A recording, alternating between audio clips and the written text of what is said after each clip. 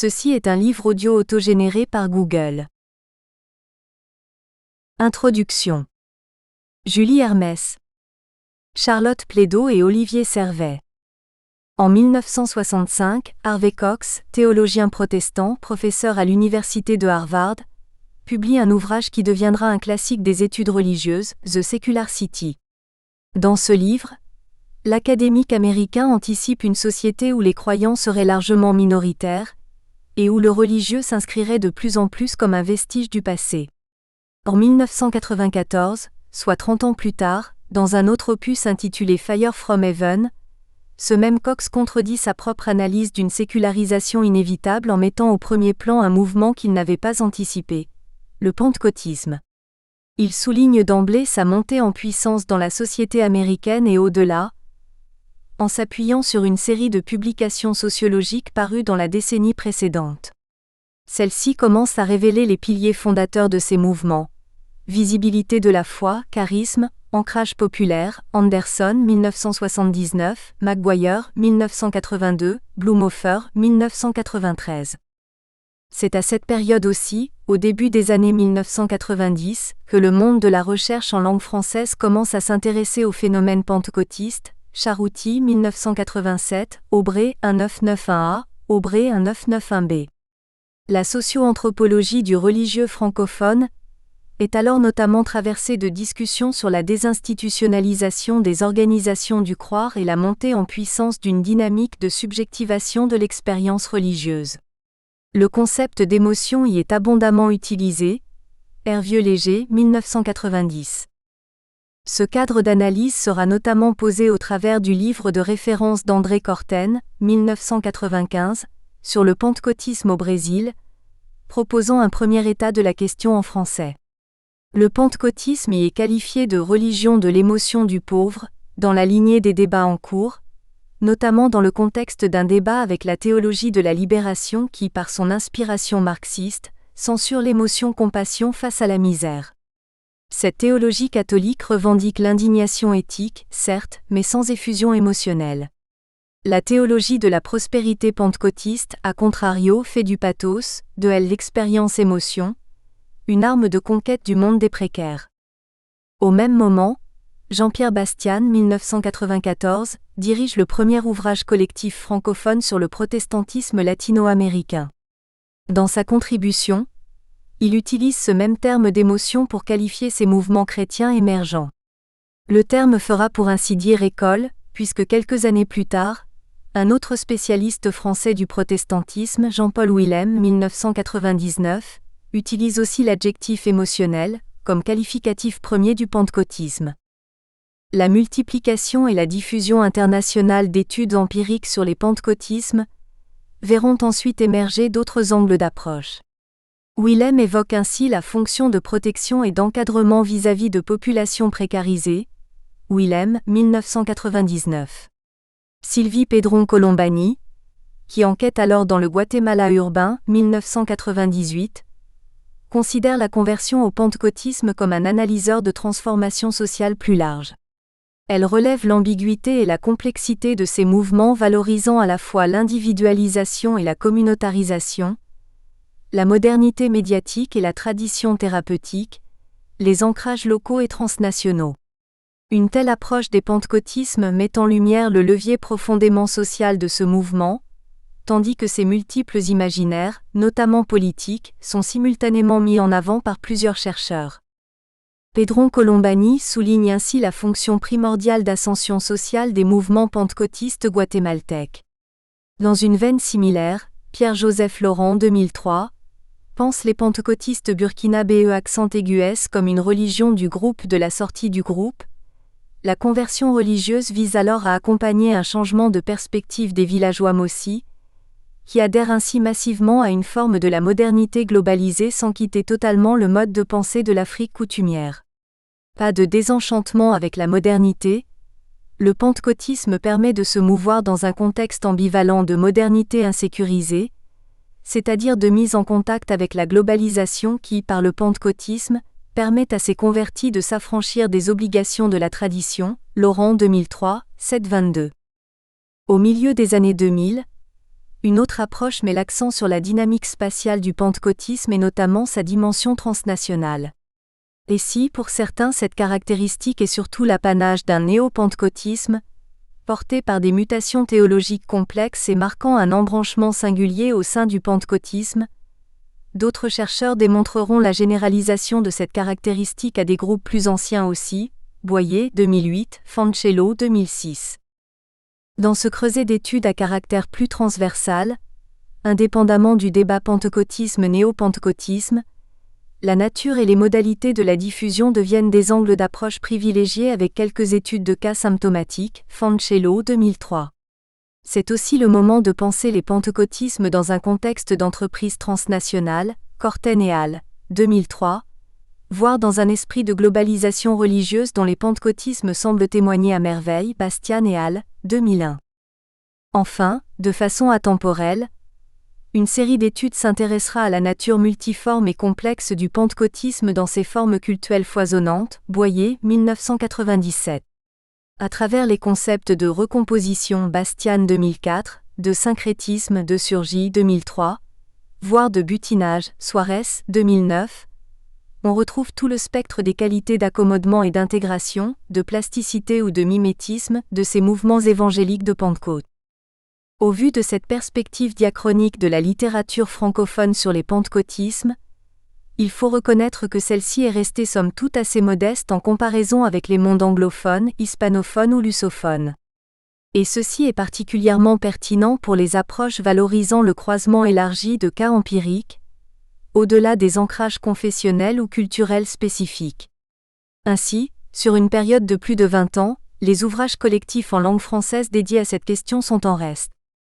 Pourtant, sans pour autant reprocher quoi que ce soit aux ouvrages ethniquement ou confessionnellement localisés, la confrontation de données empiriques dans des contextes pentecôtistes hétérogènes représente à nos yeux une approche non substituable. Pour une mouvance aussi protéiforme, des analyses synchroniques et verticales ne peuvent se dispenser de tours d'horizon transversaux, visant à démystifier les leviers irréductibles, les invariants éventuels ou à défaut, les récurrences et recoupements qui parlent d'eux-mêmes. De là naît le souhait de rappeler, au travers de cet ouvrage, la nécessité de poursuivre ce travail exhaustif de confrontation transversale des pentecôtismes, par-delà leurs dénominations distinctes ou leur contexte culturellement ancré.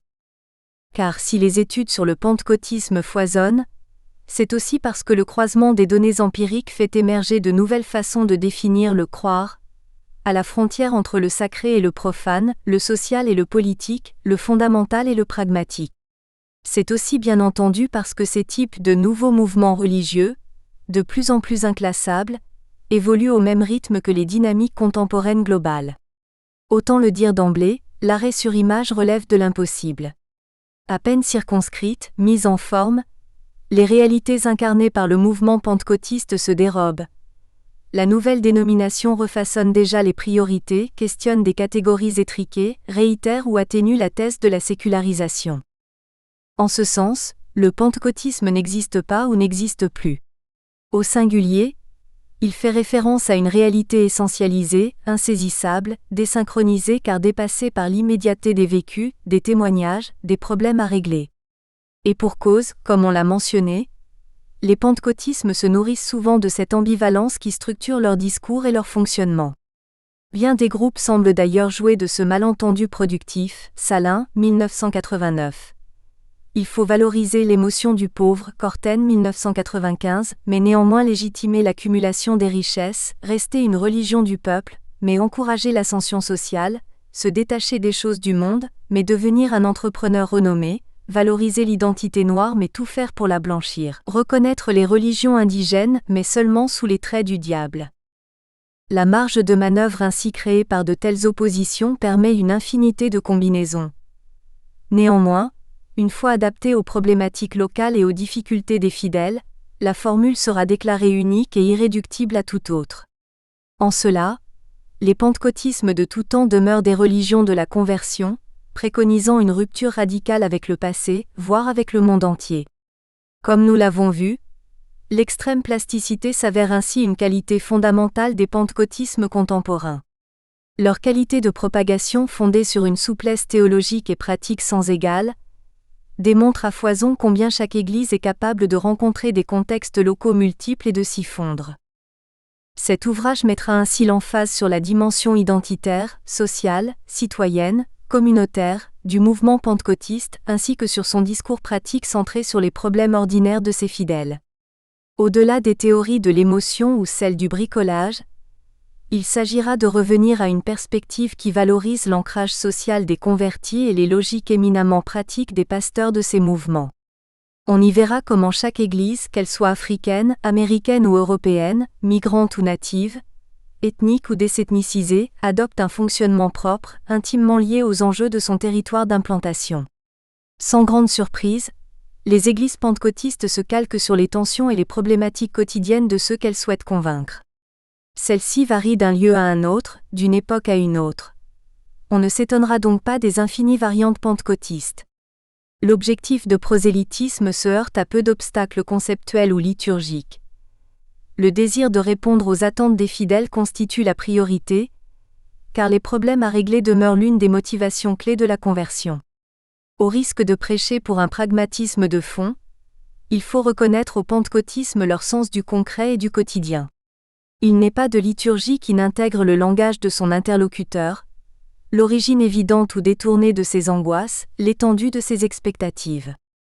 Cette connaissance fine est la condition même pour interpeller le croyant, las de son sort misérable, des détours rhétoriques et du croire sans voir. Ce choix conditionnel est la clé d'un prosélytisme tout aussi immédiat que les promesses de transformation qu'il distribue sans compter. C'est hic et nunc que tout va changer, et pour gage de cette entreprise radicale de désynchronisation, le passé est révolu. Certaines églises n'hésitent pas à revoir des caractéristiques considérées dans le protestantisme classique comme des invariants de la conversion. Le maître mot de cette démarche pourrait bien être « tout-terrain ». Qu'ils soient ruraux ou urbains, de classe moyenne ou populaire, occidentaux ou indigènes, migrants ou natifs, les critères d'adaptation de chaque église défient tous nos postulats sociologiques. Néanmoins, le seul pragmatisme est insuffisant pour expliquer le succès de telles articulations qui demeurent entre les lignes profondément humaines. Dans notre optique, c'est dans le cas par cas, dans les dialogues et les aménagements constants, trébuchants ou mûrement réfléchis, que réside un des intérêts majeurs de l'étude des pentecôtismes.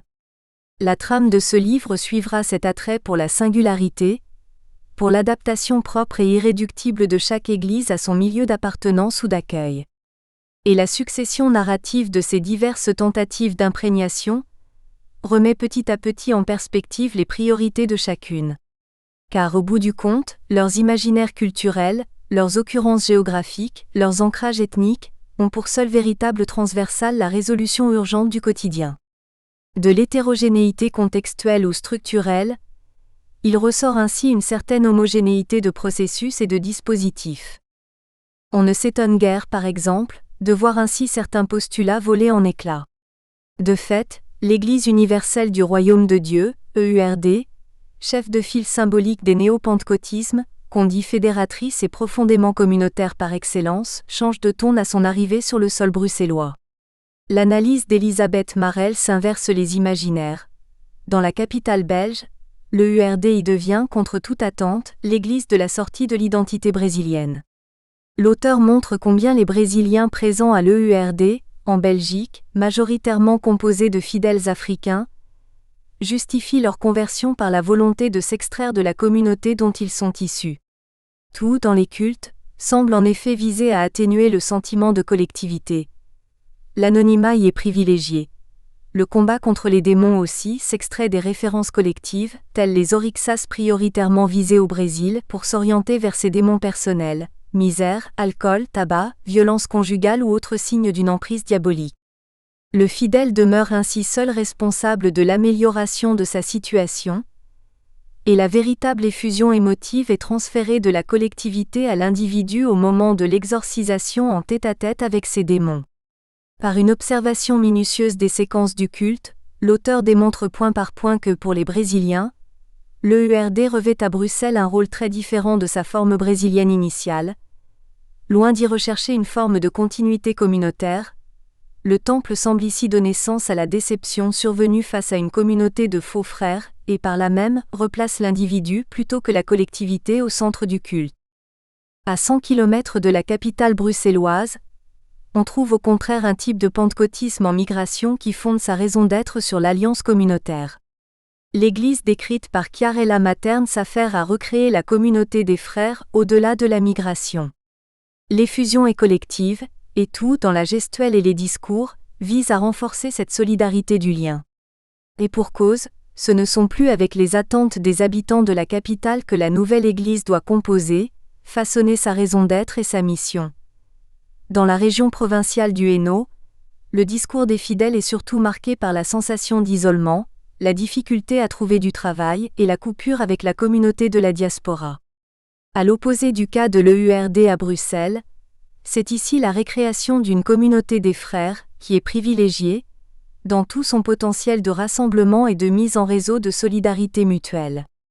L'auteur s'attellera à mettre en évidence les différentes stratégies de survie mises en place par ces fidèles déracinés, pour parvenir à composer avec cette situation de rupture en créant en pleine Wallonie un petit bout d'Afrique. L'ethnographie est à l'évidence une façon privilégiée pour appréhender l'ensemble des mécanismes déployés par une Église pentecôtiste pour s'adapter aux normes autochtones. Elle n'est cependant pas la seule, comme le démontre l'entrée dénominationnelle proposée par Sarah Demar. L'auteur part du constat que de nombreuses églises pentecôtistes connaissent en situation migratoire des modifications, parfois radicales, de leur dénomination. Elle démontrera que ces décisions puisent dans un processus de transformation normative plus global, qui caractérise bon nombre d'églises de migrants. Qu'elles soient issues du Réveil ou qu'elles soient historiques, ces églises sont amenées à composer avec les étiquettes confessionnelles locales, voire à en inventer pour négocier une légitimité.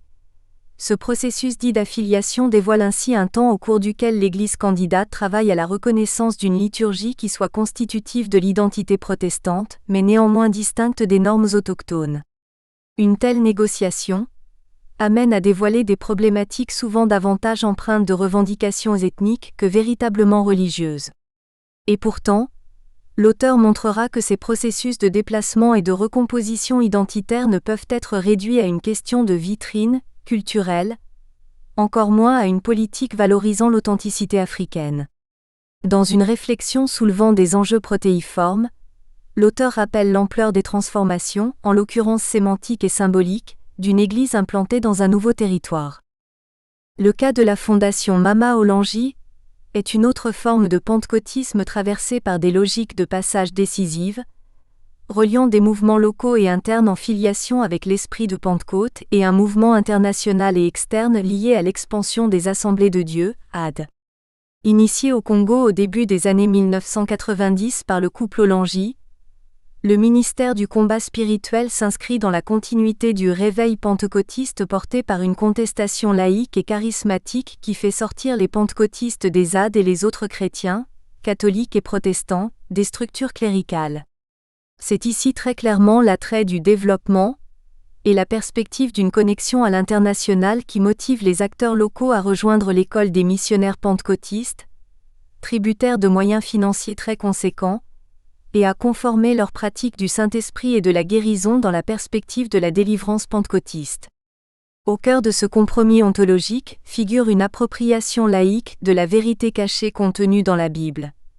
L'interprétation y suit un schème sorcellaire qui occupe une position structuralement dominante. Identifiant des particularités puisant à diverses sources du mouvement évangélique international, l'article de Bénédicte Meyer s'avance l'idée d'une adaptation originale ou d'une réappropriation du pentecôtisme évangélique à partir de l'Afrique centrale. Celle-ci est mise en relief au travers de multiples transferts de sens, transgression des frontières, transformation, traversée, autrement dit au terme d'une mobilité psychique, sociale et géographique. De ces diverses spécificités hardiment mises bout à bout pour répondre à la demande locale, on peut raisonnablement affirmer que ce qui distingue le ministère Olangi dans l'environnement pentecôtiste actuel demeure son emprise sur les structures familiales. Ces pentecôtismes, passeurs de frontières, sont loin d'être tributaires du phénomène migratoire exclusivement. Les fidèles des églises pentecôtistes natives ont autant de problèmes à régler que les fidèles en situation de migration. C'est de manière générale le besoin pressant de répondre aux attentes des fidèles qui amène le culte à s'inspirer des particularités locales. Pour ce faire, la panoplie des possibles doit pouvoir s'élargir presque à l'infini. Tout réaménagement liturgique ou rituel est envisagé, pourvu que le public visé, qu'il soit autochtone ou migrant, y retrouve ses repères. On ne s'étonnera pas d'entendre parler de l'indigénisation des églises pentecôtistes, dès lors que les repères ainsi intégrés sont tirés de la cosmologie indigène. La deuxième partie de cet ouvrage s'inscrit dans cette perspective interactionniste, par laquelle l'Église intègre dans son culte cette rencontre plutôt qu'interaction avec les religiosités indigènes. L'étude de Sylvie Pedron Colombani, menée dans le village de Santiago de Atitlan, Guatemala, interroge ainsi la complexité des liens entre une église pentecôtiste et le culte de Maximone, que l'on pourrait qualifier de accent aigu traditionnel maya. Plutôt que d'être anéanti avec l'arrivée massive de groupes pentecôtistes, l'auteur nous explique comment cette tradition religieuse locale a été transformée et refonctionnalisée, dans un processus d'adaptation à un monde en constante évolution. De par l'illustration de ce contexte dans lequel deux alternatives religieuses s'auto-alimentent, l'auteur défend l'idée que le travail ethnographique ne peut s'entendre que dans une interaction constante avec les divers groupes religieux en présence sur le terrain. Elle suggère ainsi de ne pas se focaliser simplement sur les appartenances des individus, mais sur leurs pratiques concrètes, sur la complexité de leurs itinéraires. Car aujourd'hui, l'initiative religieuse n'est plus du côté d'une offre à prendre en bloc mais du côté des individus, de leur quête, de leur recherche spirituelle, qui sont à concevoir en termes de fluidité. Cette analyse en termes d'interaction entre cosmologie maya et pentecôtiste est également un fil conducteur de l'étude de Julie Hermès. Ces observations, menées à Quetzaltenango, Guatemala, ont l'originalité d'être situées dans un moment charnière, à savoir après le passage de l'ouragan Stan. Cette spécificité temporelle porte en son sein des réaménagements profonds de l'imaginaire religieux des fidèles, que la simple rupture avec les croyances ancestrales mayas ne suffit plus à expliquer. Le contexte de catastrophe naturelle apporte des nuances au cadre d'analyse cloisonnant ces croyances. Pour reprendre les propos d'une informatrice de la localité étudiée, les dégâts ont été importants dans les lieux où spirituellement on ne prend plus soin des montagnes. Plus que jamais, la conversion à une église pentecôtiste a dû accueillir la croyance renouvelée en la puissance de l'héritage maya, ainsi qu'en l'efficacité des rites coutumiers. Le cas exposé par Frédéric Logrand et Jarich G. Austin symbolise par excellence toute l'ambivalence dont peut se vêtir le culte pentecôtiste. Dans le contexte de l'Arctique canadien, l'essor pentecôtiste s'opère au travers d'un véritable aménagement de tous les possibles. À l'évidence, le Grand Nord se caractérise par un développement politique et socio-économique, tel que tout processus d'implantation pentecôtiste devra automatiquement intégrer ce contexte. Ce n'est pas un hasard si les nouvelles ressources minières sont ainsi présentées comme les signes tangibles de la reconnaissance divine. Dans cette perspective, Dieu récompense économiquement les Inuits pour leur ferveur religieuse. Parallèlement à ce boom économique, le développement du Grand Nord impose également de nouvelles stratégies et des nouveaux discours sur le plan environnemental en raison des risques de pollution qui accompagnent ces entreprises minières. L'implantation pentecôtiste s'opère donc dans un contexte d'enjeux environnementaux majeurs, résumés en deux tendances.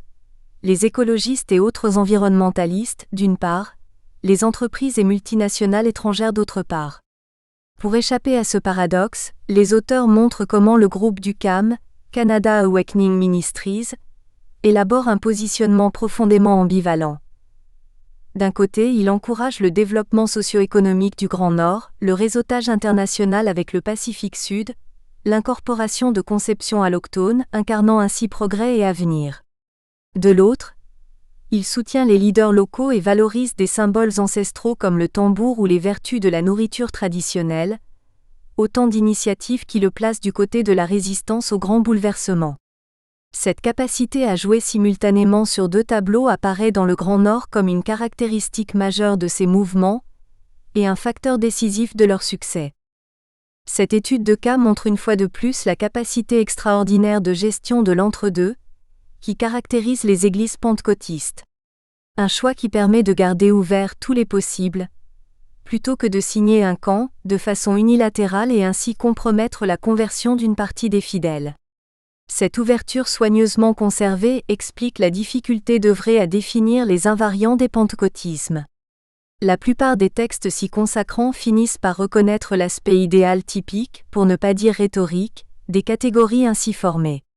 L'article de Charlotte Plédo s'inscrit dans cette perspective nuancée, qui appelle à s'émanciper des catégories et brassages transversaux. Et pour cause, en 100 ans, le mouvement a traversé des époques et lieux multiples, qui ont représenté des tournants décisifs dans son évolution. Des évangéliques dits classiques aux pentecôtistes, les métamorphoses touchent déjà à une vision intime du monde, s'exerçant dans des registres les plus divers.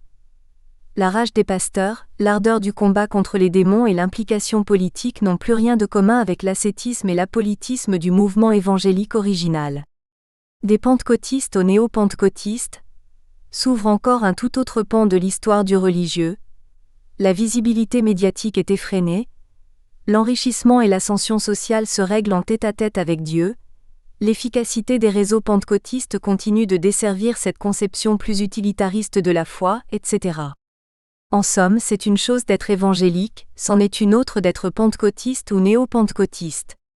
L'auteur fait ici le choix de remettre ces distinctions en perspective pour comprendre ce que recouvre véritablement l'essor évangélique, quelles sont ses diverses formes et par conséquent sa portée véritable. Le même élan traverse le concept du butinage religieux, exposé dans l'article d'Edio Suárez. Qu'en est-il des invariants de la conversion ? Dès lors que les croyants façonnent leur foi au cœur d'arrangements plus pragmatiques que poétiques ? Cependant, le butinage religieux n'est pas pure iconoclastie. Certes, il échappe aux structures et dénominations religieuses établies. Mais la dérégulation est bien souvent aussi recomposition religieuse. À Paranaguá Mirim, la mobilité du pratiquant est surtout production, processus, tentative plus que solution, et enfin, addition plutôt que soustraction. D'où l'intérêt du concept de conversion additionnelle dit Vandroz, 2002/93, qui ne suppose ni d'abjurer sa foi précédente ni d'opérer un changement liturgique majeur. Plus précisément, l'addition ne s'opère pas dans un univers clos, comme le bricoleur de Claude Lévi-Strauss qui combine des éléments avec les moyens du bord et ce faisant, ne fait que réinventer le déjà possible. Pour Edio Suárez, le butinage religieux est par principe ce qui détourne, ce qui arrache à la répétition, à la pure observation de ce qui est prescrit par une ou plusieurs traditions religieuses données. C'est dans cet arrangement, ces multiples antres vécus sur le terrain des pratiques, que se joue la création, la fabrication butineuse. La conversion au pentecôtisme n'est cependant pas l'apanage exclusif d'une anthropologie du sensible et du vécu, du concret et du quotidien. Dans une perspective résolument structurelle, Jean-Pierre Bastian propose d'analyser la domination du paysage religieux non-catholique romain latino-américain par les organisations pentecôtistes au regard des théories du marché religieux. Et pour cause, la question a souvent été éludée dans la littérature traitant du changement religieux dans la région. Or, l'auteur rappelle l'importance de réfléchir à la pertinence et aux limites de ce modèle. Une telle approche nécessaire mais non suffisante doit être articulée à la théorie bourdieusienne des champs que le rapport aux politiques permet d'évoquer. L'articulation de ces deux modèles théoriques façonne précisément un précieux instrument pour rendre compte des logiques d'interaction entre acteurs religieux. En somme, si la logique de marché sous-tend la dérégulation en cours, elle ne permet pas à elle seule d'expliquer la stratégie des acteurs, car elle ne peut en aucun cas se réduire au simple profit individuel ou entrepreneurial.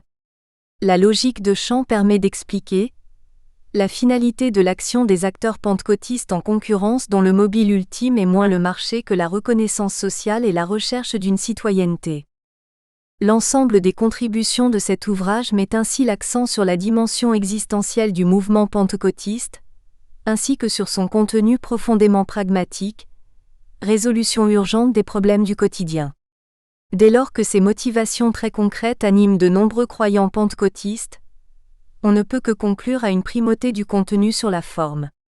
Les appartenances institutionnelles, comme leurs distinctions liturgiques respectives, n'évacuent que très rarement le besoin de fond à l'origine de l'essor pentecôtiste. Au-delà des ethnographies singulières proposées, le pentecôtisme, par son mécanisme caméléon, cherche à répondre à un maximum de possibles. Il demeure ainsi à la charnière entre le profane et le sacré, le religieux et le pragmatique, l'urgence et le discours.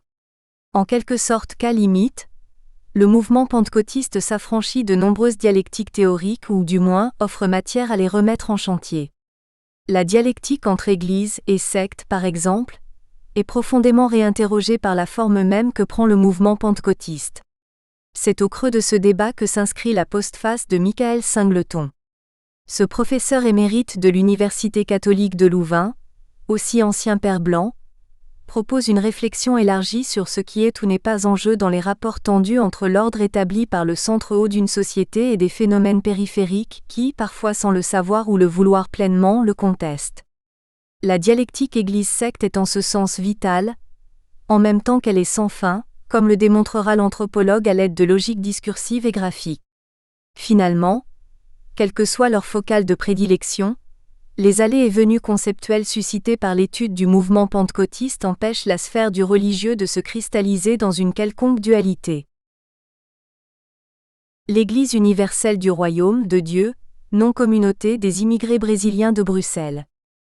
Elisabeth Marels. Depuis 2000, plusieurs communes bruxelloises ont vu leur composition démographique modifiée par l'arrivée en nombre d'immigrés brésiliens. Venus avec des objectifs éminemment économiques, ils travaillent pour la plupart de manière irrégulière dans les secteurs de la construction et du nettoyage. Mais les Brésiliens n'ont pas uniquement emmené leur force de travail. Bruxelles se caractérise également par la présence de plus de 40 églises pentecôtistes brésiliennes, outre une pastorale catholique brésilienne et des réunions proprement brésiliennes dans un centre spirit kardéciste et même relevant des cultes afro-brésiliens. En réalité, il semble qu'un certain nombre d'églises pentecôtistes se soient établies à Bruxelles déjà dans les années 1990, avant la grande vague migratoire brésilienne. L'une d'entre elles est l'Église universelle du Royaume de Dieu, EURD, fondée par Edir Macedo à Rio de Janeiro en 1977. Dès le début, cette église néo-pentecôtiste a connu une expansion impressionnante grâce à une organisation hiérarchisée dirigée de main de maître par l'évêque Macedo, une utilisation intelligente des médias et l'adoption d'un discours en syntonie avec les préoccupations de classes inférieures bouleversées par les changements socio-économiques et l'insécurité. Devenue rapidement la troisième église pentecôtiste du Brésil, l'EURD s'est répandue de par le monde avec plus ou moins de succès selon les contextes d'implantation. Dans les pays dits en voie de développement, elle trouve ses adeptes principalement au sein des populations locales, alors qu'aux États-Unis, au Japon et en Europe, son public cible semble être les immigrés avant tout, Corten Dozon Oro, 2003, Laurent Furtado 2008, Mary, 2002 Oro, 2004 Suarez, 2000. Ainsi en est-il de la Belgique où ses trois temples, Anvers, Bruxelles et Gand, se remplissent principalement d'immigrés africains. Dans l'EURD bruxelloise, il y a néanmoins quelques Brésiliens. Dans un contexte de méfiance généralisée entre les Brésiliens de Bruxelles, ils cherchent à s'extraire, au moins psychologiquement, de la communauté brésilienne et trouvent dans l'EURD des arguments qui justifient cette attitude. Toutefois, par l'hyper-individualisme et la problématisation de la confiance prônée par l'Église, se convertir à l'EURD ne signifie pas entrer dans une nouvelle communauté de frères. Au contraire, pour ces Brésiliens, l'EURD de Bruxelles constitue une non-communauté. Une recherche dans une église brésilienne ? Cet article se base sur une recherche effectuée à l'EURD de Bruxelles et qui s'est déroulée de septembre 2009 à février 2010, Marels, 2010. Dans la continuité d'une recherche dans la pastorale catholique brésilienne à Bruxelles, et en vue d'une étude du paysage religieux brésilien dans cette même ville, nous avons voulu étudier l'EURD comme une église brésilienne, notamment à travers ses fidèles brésiliens. Il a cependant fallu un certain temps avant de trouver ces Brésiliens dans une église qui ressemble à l'une de ces nombreuses églises chrétiennes africaines. Il s'est avéré qu'il s'agit là d'une tactique délibérée de l'EURD qui privilégie un personnel ayant un lien plus ou moins fort avec l'Afrique et s'affiche comme francophone. Néanmoins, au moment de la recherche, l'EURD tenait également quelques réunions en portugais. Alors que les cultes en français attiraient quelques 200 personnes, les réunions en portugais ne pouvaient compter que sur une trentaine de fidèles dont une dizaine de Brésiliens, les autres étant surtout des Capverdiens et quelques Angolais. Ce sont les réunions en portugais qui ont été le point de départ de cette recherche basée principalement sur l'observation participante et des entretiens avec quelques-uns des fidèles brésiliens. L'immigration brésilienne à Bruxelles. À Bruxelles, certains font cas de quelques 40 000 Brésiliens irréguliers. Si cette estimation est difficilement vérifiable, elle reflète néanmoins l'idée d'un nombre important de sans-papiers. Originaires de régions prospères, les États de Goiás et Minas Gerais, mais où les salaires laissent fortement à désirer, ils sont généralement issus de la classe moyenne inférieure. L'intérêt financier, c'est la première chose, Maria. Pensant souvent que ici on trouve de l'argent par terre, Regina, qui permettra de rentrer rapidement au Brésil, les Brésiliens reçoivent plutôt une douche froide quand ils débarquent à Bruxelles. Leur méconnaissance, voire parfois leur répulsion du français combinée aux difficultés de trouver du travail fait qu'ils se retrouvent souvent sans emploi, davantage encore que s'ils étaient restés au Brésil. Arrivés en tant que touristes, ils n'ont guère de possibilité de travailler légalement. Il ne leur reste que le travail au noir qui, pour les hommes, se réduit largement au circuit lusophone, par l'intermédiaire des patroes, patrons portugais et parfois brésiliens, mais surtout au seul secteur de la construction. À leur arrivée à Bruxelles, la première chose à faire est acheter un téléphone et trouver des amis pour obtenir les précieux numéros de téléphone des patrons, patroes, ou pour pouvoir faire les madames, fazer à madame, c'est-à-dire travailler comme femme de ménage. Mais on perd du temps à découvrir les rouages du système et alors qu'ils n'ont aucune rentrée d'argent, les dépenses ne se font pas attendre. S'il y a bien des petits groupes d'amis ou de parents qui offrent du réconfort, ceux-ci ne sont généralement pas suffisants pour dégoter un travail. L'église et le café sont les principaux endroits de socialisation et de recherche de travail.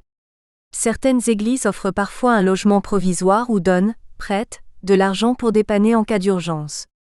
Or, ce n'est pas l'église en tant que telle qui procure du travail, mais bien les contacts établis entre les Brésiliens qui assistent au culte. S'il y existe une certaine solidarité, mais qui se fait davantage à l'initiative des dirigeants, les églises sont aussi des lieux privilégiés de diffusion de fofocas, rumeurs qui gonflent à force de circuler dans un environnement d'incertitude permanente et d'envie par rapport à celui qu'on soupçonne de mieux réussir. Le café est une autre piste courante de recherche de travail, mais elle inclut un risque important. Le patrão est un inconnu que l'on rencontre au café, dont on a sans doute un numéro de téléphone mais pas l'adresse. Une fois le travail accompli, le patrão disparaît parfois mystérieusement avant de rémunérer sa main-d'œuvre. Toujours dans la construction, les grands chantiers offrent sans doute un emploi à plus long terme. Par contre, les contrôles de l'inspection du travail y sont plus récurrents, ce qui pousse d'aucuns à acheter des faux papiers. Enfin, certains faux indépendants acquièrent une petite société, bien qu'ils continuent à travailler sous les ordres d'un patrão, l'autre associé, ce qui leur permet de faire de la sous-traitance en employant de la main-d'œuvre au noir. Nous espérons que vous avez apprécié cet aperçu. Pour continuer à écouter ce livre audio sur Google Play Livres, utilisez le lien dans la description de la vidéo.